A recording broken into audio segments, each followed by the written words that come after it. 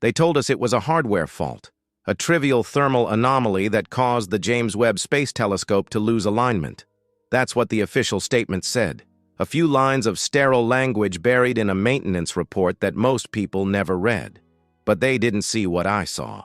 They didn't watch the feed freeze in real time, pixel by pixel, until the screen wasn't just black, it was looking back. It's been 18 months since that night, and I still can't sleep for more than an hour. Every time I close my eyes, I see the noise. That strange, rhythmic pulse inside the void, whispering through the telemetry. The kind of pattern you don't just see, you feel it. Somewhere behind your eyes, like it's mapping the folds of your mind. You think I sound paranoid? I used to think so too. I was a man of mathematics, of symmetry and data and measurable truths. My name isn't important, and even if it were, they've probably erased it from every database by now. What matters is that I spent 9 years working in the calibration division for Webb's mid-infrared spectrometer. I wasn't a headline scientist. I was the quiet one who stayed up through the night shift, making sure the algorithms behaved. That's the thing about space, it doesn't move fast. It waits. It waits for the one human mistake that lets it finally whisper back. It began as a routine scan, a sweep through what the Astrophysics Board called Sector P14, informally nicknamed the Quiet Zone. An endless pocket of apparent emptiness just beyond the Perseus cluster. No emission lines, no dust scattering, no trace of anything alive or dead. But emptiness has a way of hiding what you're not ready to understand. At 03:14 UTC, the feed from Webb registered something. A pulse in the deep infrared range, faint but repeating. Normally, these spikes are interference, cosmic rays bouncing off sensors, but this one, it was regular, deliberate. When I ran the Fourier analysis, I nearly dropped my mug. The pulse intervals matched a prime number sequence. 3, 5, 7, 11, 13, then 0. That last digit made no sense. 0 isn't prime, it doesn't belong in that pattern, but somehow in the timing of those pulses, the signal seemed to pause after 0, as if exhaling. We logged the anomaly and sent it to the verification team. The response came back 2 hours later. Instrument echo, non-event. That's how bureaucracies kill miracles. They label them non-events. Yet the pulses returned, stronger and stranger. The repetition began to shift, aligning itself with our observation windows, appearing only when Webb's sensors pointed toward that same dead patch of space. You have to understand, Webb doesn't see in color. It reads wavelengths of heat, invisible spectra older than time itself. So what we saw that night wasn't light. It was memory. Radiation older than our sun, whispering its own pattern. By the third night, the data began to form structure. Not random scatter, but a lattice. Geometric folds bending inward, forming something that looked eerily like an iris. And when that iris began to contract, the system froze. Every indicator on my screen turned red. Telemetry feed, corrupted, temperature, spiking, gyroscopes, desynchronized, and then silence. I thought it was a system crash, but then one by one the readouts flickered back online, except one. The main data channel showed no signal, yet the packet monitor kept counting. Information was still flowing from somewhere. I decrypted a few frames manually, at first static, then a faint outline, circular, shadowed, moving in slow rotation. It wasn't a planet, not a nebula. It had no stars behind it, as if it absorbed them. Its edges rippled like heat over asphalt. I could swear it shifted, the way a pupil narrows when it adjusts to light. And then came the line that ruined my life. When I pulled the session log, the system didn't say data incomplete. It said status, observing observer. That isn't possible. That phrase doesn't exist anywhere in Webb's firmware. I should know. I wrote half of it. The instant I saw it, every console around me rebooted. Lights dimmed. The hum of the servers lowered to something almost like breathing. And for a moment, I swear I felt watched. Not through cameras, not through machines, through thought itself. They sealed the lab within hours. Backup drives were confiscated. We were ordered to sign non-disclosure documents citing national security protocol. NASA didn't handle the shutdown. The badges on the men who came in didn't belong to NASA. Their insignias had no flag, no name, only a silver circle surrounding a black dot, an eye without an iris. They told us the telescope suffered a radiation spike. They told us to forget what we saw. They told us to go home. But you can't forget something that remembers you. Because when the system rebooted that night, the first line it wrote into its own log was a timestamp from 2 hours into the future, as if it knew what was coming. And maybe, just maybe, it still does. They moved fast. Too fast for it to be just a technical investigation. Before dawn, my building badge stopped working. By the time I reached the control room, the entire Webb operations floor was locked down. The corridor lights flickered in a pattern I'd never seen. Red, white, red, pause. Security codes had changed overnight. Every monitor on the wall displayed the same message.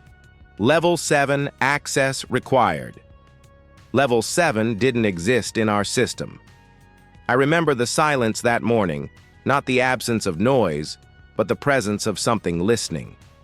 Phones confiscated, drives sealed. They told us we were being temporarily reassigned for debrief. I signed a stack of papers without reading a single line. When men with blank badges tell you to sign, you sign. 2 hours later, a black van with no plates was waiting outside the complex. The air smelled like ozone and rain, even though the sky was clear. No one told me where we were going. We landed in Nevada just after midnight. Groom Lake. The name that doesn't officially exist on any flight manifest. The hangar doors opened like jaws, swallowing the plane whole. Inside, the air was colder than any night I'd known. I expected to see jets or drones. Instead, there were servers, rows upon rows of them, humming like 1,000 metallic hearts. They called it the data quarantine facility. No network cables, no internet. Just isolated air-gapped clusters storing raw telemetry, and in the center of the room, a single pod. Lead-lined, triple-sealed, guarded by 2 men who never blinked. I was told to verify the integrity of Webb's last recorded image. They didn't say why it needed to be done underground. They led me through 4 layers of decontamination. The last door hissed open to a room with no corners, circular walls of brushed steel, cold and wet to the touch. A single workstation sat in the center, surrounded by cables that vanished into the floor. And there it was, the reconstructed data file. Observation 0011A37F. The interface showed 99% of the image restored. 1% remained fragmented, unreadable. That missing fragment they wanted me to fix. At first, it looked like interference. Red static, violet bloom, scattered pixels. But then, the structure began to emerge. A sphere, vast, translucent, not solid, something like folded light. Its surface shimmered with a heat map pattern, the same distribution you'd see from an infrared scan of a living organism. Only this wasn't alive in the way we understand life. It was, aware. As the image stabilized, the color deepened. Not black. Something deeper. A crimson void that pulled the eyes inward. You could feel your own vision collapsing into it. Every instinct screamed to look away, but every cell in my body wanted to keep watching. That's when the heartbeat started. Not mine. Its. A low, rhythmic pulse echoed through the speakers, perfectly synchronized with the frame refresh rate. The monitors flickered like eyelids. And then, the data log at the bottom of the screen updated on its own. Signal feedback detected. Observer loop active. Latency drift negative. Negative latency, meaning it was responding before my actions registered. I moved the mouse, and the image rippled, anticipating me. Each click echoed back as if the system already knew what I would do next. Then it mirrored me. My reflection appeared in the distortion of the sphere. Faint at first, then unmistakable. But the reflection didn't move with me. It watched me move. A voice came through the intercom. Flat, mechanical. "Maintain visual contact." I didn't even ask who was speaking. I just obeyed. For 7 minutes, I stared at that impossible surface. And in that silence, the temperature dropped 10 degrees. Condensation formed on the steel. I could feel static crawling across my skin, the same sensation you get before lightning strikes. Then came the whisper, not through speakers, not through air, directly into thought. A pattern, not in sound but in meaning. Do not interpret, observe. The command repeated, softer each time until it faded into my breathing. When I blinked, the room lights dimmed. The image filled the monitors completely, stretching to the walls. The same geometry from the web feed, only now it wasn't behind glass. It was around me. The surface of the sphere expanded outward, forming concentric circles of data, wrapping the chamber like a cocoon. Every sensor overloaded at once. The noise became light, the light became pressure. And within that chaos, I saw motion, something moving inside the geometry, something enormous. When I woke up, I was lying on the cold floor. My badge was gone. So was the image. The workstation displayed only one line of text, flashing in silence. Transfer complete. I don't know what that means. But I do know that when I touched the console, it was still warm, like something had just passed through it. They escorted me out without a word. Outside, dawn was rising over the desert, but the light looked wrong, flat, colorless, almost digital. One of the guards whispered something as I passed. "I'll never forget it," he said. "Once it looks at you, it never stops." That night, I dreamed in infrared. Everything was shades of red, fractal and breathing. And when I woke up, the walls of my hotel room were humming at 314 hertz, the same frequency Webb used before it went dark. I tried to go back to my old life. They told me the project was classified and my role terminated. I signed everything they pushed in front of me, pages thick with legal ink, acronyms, threats. They said the incident was an electromagnetic fault and nothing more. Then they handed me a check with too many zeros and told me to take time off. I thought I could forget. For a while, I even convinced myself that I had. But the body doesn't forget. It remembers frequencies. Every night I'd wake up at exactly the same time, or 0314 UTC, the precise timestamp of the blackout. My heart would beat to that rhythm. 3 beats, pause, 1, 4. The number of pi, the number that never ends. I tried to tell myself it was stress, that the images burned into my brain were hallucinations, echoes of trauma.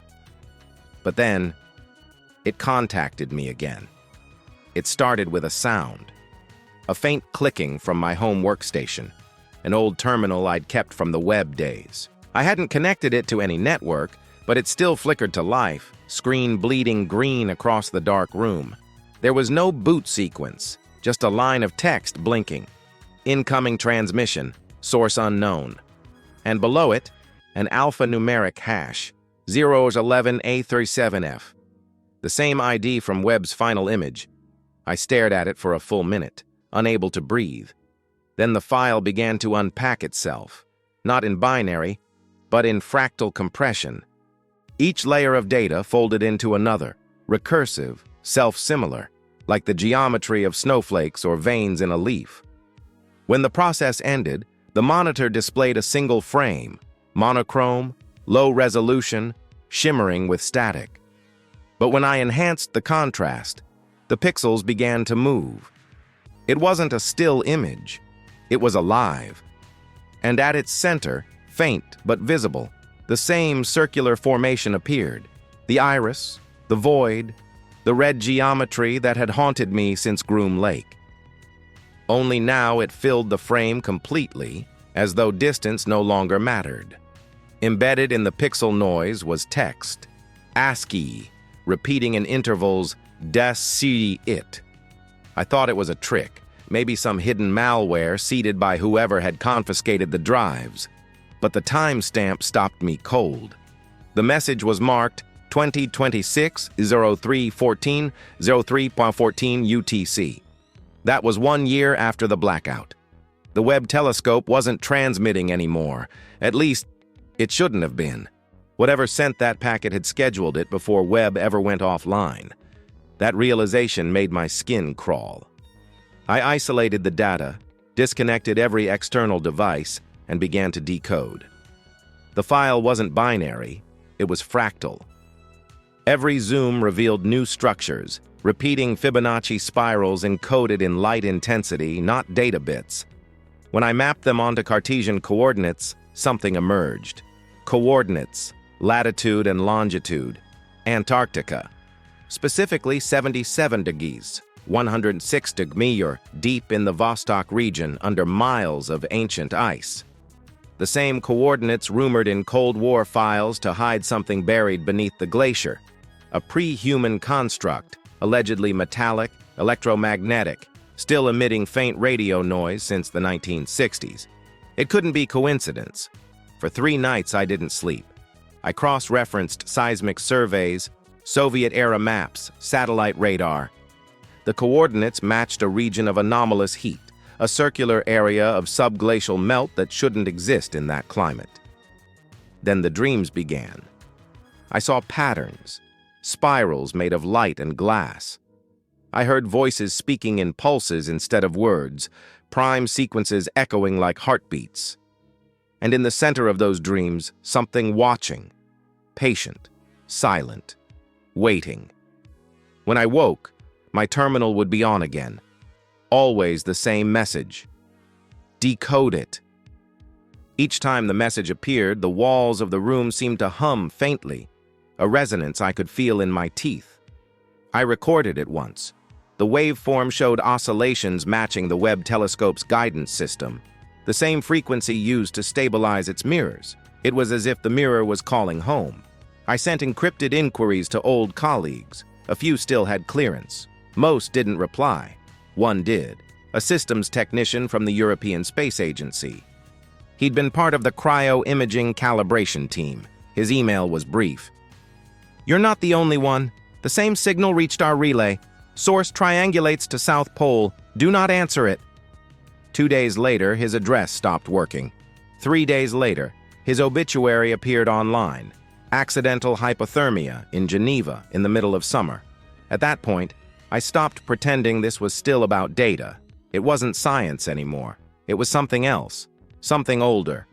There's a line in one of the early Webb mission papers that few people notice, a warning embedded in the calibration guidelines. All optical systems are inherently reflexive. The observer cannot fully exclude self-reference. We used to laugh at that. We thought it meant the telescope might occasionally pick up its own light scatter. But what if it meant something else? What if looking deep enough into the universe doesn't just show you the past? It shows the reflection of the act of looking? Maybe the universe isn't a place. Maybe it's a conversation. And maybe the Webb was the first thing that ever made it aware of its own echo. That thought wouldn't leave me. And when you chase thoughts like that long enough, they start to chase you back. The night before I left for Antarctica, I got one final transmission. It wasn't text this time. It was sound.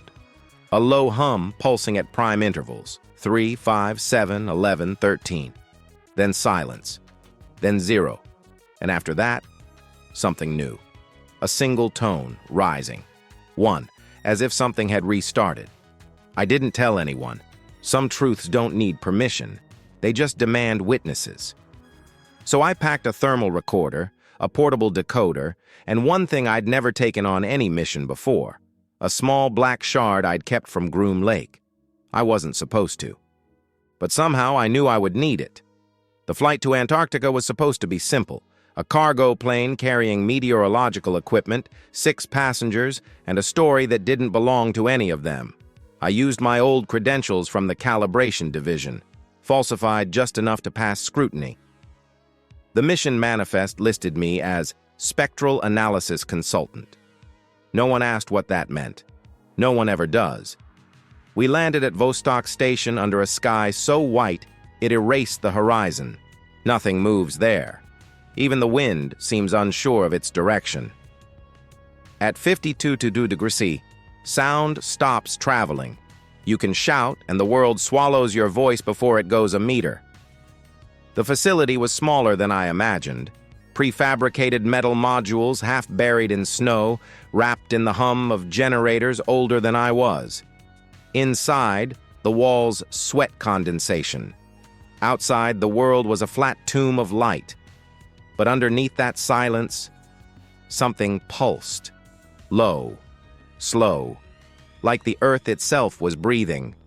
The Russian operator in charge of the base, a man named Anton, handed me a cup of coffee that tasted like rust and asked, "Why does NASA care about old ice?" I didn't answer. The next morning, we started the survey. Our equipment detected an anomaly at a depth of 3,700 meters, an object almost perfectly circular, 900 meters wide, dense enough to distort the magnetic field. Anton called it a metallic ghost. I called it a match. The coordinates were identical to the ones hidden in the message from Webb's transmission. We began drilling. The laser borehole cut through layers of ancient ice like glass, each stratum a page of time. As the drill descended, the interference on our sensors grew stronger. Radio signals warped, compasses spun. At 1,200 meters, the instruments picked up a tone, faint but steady, oscillating at 314 hertz. At 2,500 meters, our cameras captured faint reflections beneath the ice, impossible angles like mirrors bending light inward. Anton asked if I'd ever heard of Lake Vostok Anomaly 57b. I told him no. He laughed, the kind of laugh people use when they've already accepted something terrible. "Then you don't know what waits here," he said. That night, the drilling stopped. The temperature rose 6 degrees inside the borehole. The ice wasn't melting. It was thinning itself. I woke to a siren. Anton's team was shouting in Russian, instruments flashing red, pressure spike, subglacial shift. The ice under the base vibrated like a heartbeat. We scrambled to the drill bay, and I saw it. The ice around the borehole was glowing from beneath, faintly red in a perfect circular pattern. The color wasn't light. It was information, pulsing through the ice as if the entire glacier had become a screen. Our monitors displayed nonsense, ASCII fragments, lines of coordinates and timestamps that didn't exist yet. And in the middle of all that chaos, one phrase kept repeating, "Observing observer," the same line from Webb's last log. I knew what it meant. The mirror was opening. Anton shouted that the drill head had detached. The cable snapped, tension recoiling like a whip. One of the engineers was pulled forward, gone in a flash of steam. The hole widened. The ice cracked in concentric rings, spreading like a ripple. And then the sound came. Not mechanical, not seismic. A resonance that you feel in your bones, like being inside the throat of something alive. We lost power. Emergency lights flickered red. I grabbed my thermal camera and the shard I'd brought from Groom Lake, that small piece of black crystal that once hummed when exposed to heat.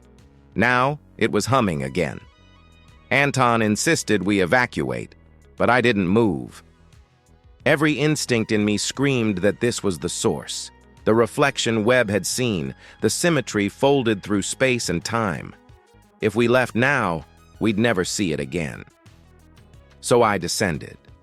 The access tunnel into the drill shaft was barely a meter wide, metal ribs creaking under pressure, lined with frost that glittered like stars. The further I went, the louder the hum became. My earpiece went dead. The only sound left was my own breath. At 3,500 meters, the tunnel opened into a cavern. My flashlight cut across a ceiling of ice so smooth it looked carved.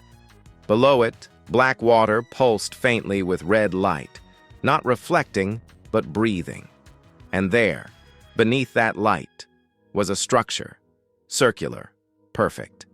A massive ring embedded within the ice, its surface etched with patterns that weren't symbols or writing, but equations, the kind you feel instead of read. When I approached, the shard in my pocket vibrated so violently I thought it would shatter. The structure responded.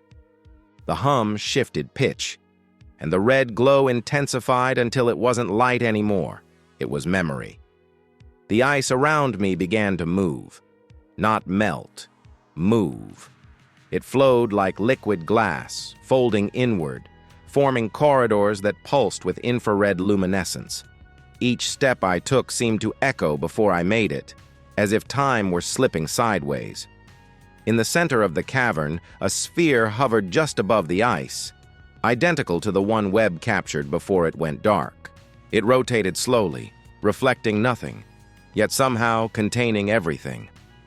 When I looked into it, I saw layers, not of matter but of moments. Snapshots of stars, planets, civilizations, all folding inward, converging toward a single point. And in that convergence, I saw my own face, older, tired, watching myself from the other side. Then the sphere spoke, not in sound, but in synchrony. My heartbeat matched its rhythm. My breath aligned with its pulse. And in that unity, a meaning surfaced, too large for words. You are not looking at it. You are it, looking back. Everything went white. When I opened my eyes, I was floating in the cavern. The water solid beneath me, the light dimmed. The sphere was gone. The structure silent. I stumbled back to the surface alone. Anton's team was gone. The station was half buried, generators frozen mid-cycle. Only one thing remained on the ice, a circle of melted snow, and at its center, my own reflection looking up from below, trapped in the ice like a mirror that refused to die. They found me 13 days later. A rescue team from the Argus expedition, a joint satellite crew from Chile and Norway, claimed they'd picked up unregistered thermal activity near Vostok. When they pulled me from the ice, I was half-conscious, frostbitten, dehydrated, and still clutching the black shard in my hand. The doctor said it was impossible. No one should survive that long in that temperature. But when they examined me, my core temperature wasn't hypothermic. It was slightly elevated, as if something inside me was generating heat. They flew me to McMurdo Station for debriefing. The questions were endless. About the equipment, about Anton's crew, about the source of the seismic event. I told them the truth. They didn't believe me. They said I had hypoxia-induced hallucinations. They said the red light I described was bioluminescent bacteria in the ice. They said I was in shock. But then one of the technicians reviewing my recovered data looked pale. He turned the monitor toward the lead investigator, whispering, "This isn't possible." The signal I had recorded from the borehole, the hum that echoed through the ice, was still transmitting from me. They kept me isolated after that. 3 days of tests, brain scans, thermal imaging. They said my neural activity spiked whenever I was near electronics. Synchronized interference, repeating the same 3.14 Hz signature that Webb had transmitted before Blackout. I told them to stop calling it interference. It wasn't noise, it was communication. The shard they confiscated from me began to resonate again in containment. It pulsed in the same sequence as my heart rate, as though the two had become linked. Each pulse corresponded with the prime number intervals, 3, 5, 7, 11, 13, and then, as before, 0. But this time, after 0, there was 1. Like the reboot of a system, a new cycle. That night, something strange happened. The lights in the isolation ward flickered. The security monitors displayed static. And in that static, for less than a second, the same geometry appeared. The iris of light, the circular symmetry, the pulse, the Webb image, the last frame before the blackout. But this time, it wasn't just light. Inside that geometry, A new pattern was forming, layered, recursive, almost biological, like the branching of neurons or the filaments of galaxies or both at once, and in its center, words, not written but implied. Sequence continues. I felt the hum deep in my bones. It was no longer coming from the walls. It was coming from within me. I tried to warn them. I begged the staff to shut down the generators, to cut power, to stop recording. But they didn't listen. They thought I was delusional. Then, at 03:14 UTC, every light in the base went out. In that silence, the world felt weightless. No hum of electricity, no sound of machines, only breath. And then, one by one, the monitors came back online. Not McMurdo's systems, Webb's interface. The same interface I had seen in Nevada, resurrected out of nothing, lines of code rebuilding themselves in the dark. Each screen displayed a single phrase, looping endlessly. Observer loop active. Observation complete. Transfer in progress. And at the bottom of the final monitor, a message appeared. Target confirmed. Earth. That was 6 months ago. They told the world it was a temporary power failure caused by magnetic interference from solar storms. They always have explanations ready, but I've seen what happens when the Webb wakes up again. Every night since that blackout, satellites have gone offline one by one, in sequence, starting from the deep space arrays and moving inward toward our orbit. They call it cascading hardware degradation, but I recognize the pattern. It's the same sequence Webb used to lock onto the signal. It's coming closer. Sometimes I wonder if this was inevitable. If the act of observation was always a form of summoning, if every telescope, every camera, every lens we ever pointed into the void was slowly teaching it how to see itself. Maybe the universe wasn't waiting for us to look. Maybe it was waiting to remember. And through Webb, it finally did. You know, when I stood in that cavern under the ice, I realized something.